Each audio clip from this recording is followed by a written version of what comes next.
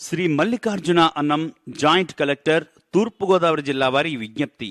ప్రస్తుత ఖరీఫ్ 2018-19 సీజన్కు గాను జిల్లా వ్యాప్తంగా ధాన్యం కొనుగోలు కేంద్రములు ప్రారంభించడం జరిగినది.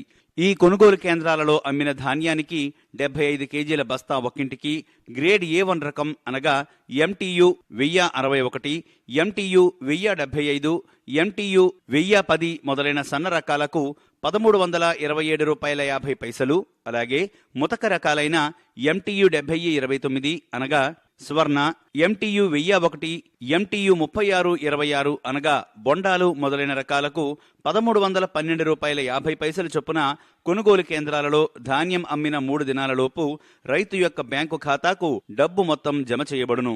ఇందు నిమిత్తం Aadhaar card xerox, bank pass పుస్తకం జిరాక్సు, పట్టాదారు పాసు పుస్తకము లేదా VROచే జారీ చేయబడిన సాగు ధృవీకరణ పత్రము లేదా రుణ అర్హత కార్డు అనగా LEC కార్డు జిరాక్స్ కాపీ కొనుగోలు కేంద్రమునకు సమర్పించవలసి ఉంటుంది.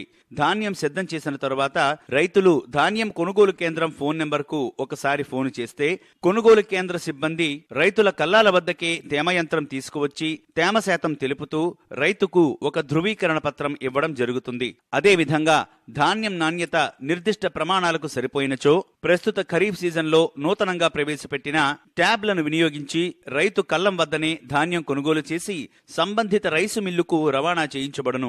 ఒకవేళ రైతులు వారి ధాన్యాన్ని బహిరంగ మార్కెట్లో అమ్ముకోవాలనుకుంటే ఈ ధృవీకరణ పత్రం ఎంతగానో ఉపయోగపడుతుంది. ధాన్యం కొనుగోలు కేంద్రం ఫోన్ నెంబర్